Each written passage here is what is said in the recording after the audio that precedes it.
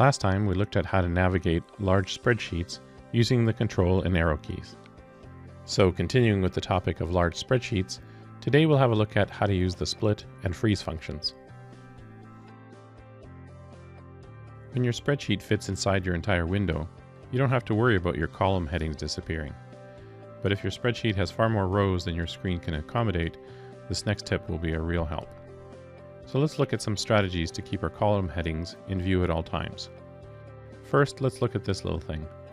If you grab it and pull it down, it splits your screen wherever you drop it. Now it gives you two scrollable areas, the top and the bottom. But it's actually a bit confusing having the top area be able to move as well. So we're going to freeze that area. So we'll move the split to just below the column headers. Then we'll go to Freeze Panes and select Freeze Panes. Now you can scroll down and the header stays in place regardless of where you are in the sheet. You can remove the split by clicking the split button. In Excel 2013, this little thing doesn't exist anymore, so you'll have to use the split button each time. But you should know that the split button is looking at where your current cell is to figure out how to split your screen. For example, if I have my selection in the middle of the screen and I hit split, my screen is now split into 4 panels.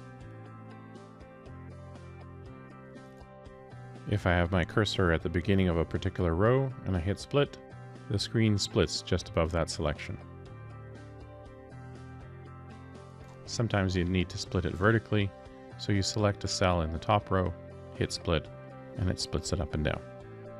For those of you that love keyboard shortcuts, it's simply Alt-W and then S. To remove the split, just press that sequence again. Under the Freeze panes, you'll see a button to split and freeze the headers in one step.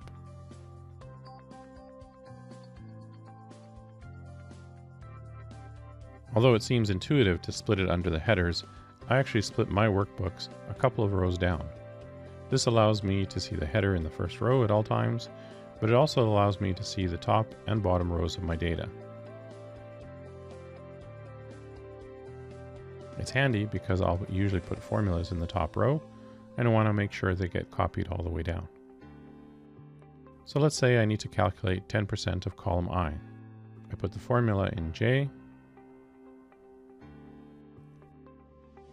click the corner box, and I can see that the formula has been copied all the way down.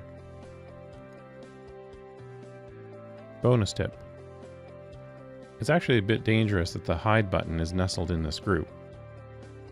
So once every so often, you're going to accidentally hit it and everything's going to disappear. But your spreadsheet is not closed, so if you try to open it, you'll get this error message.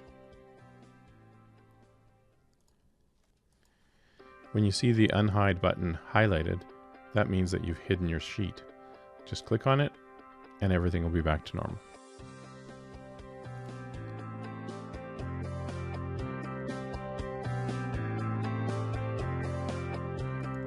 So that was the split and freeze function.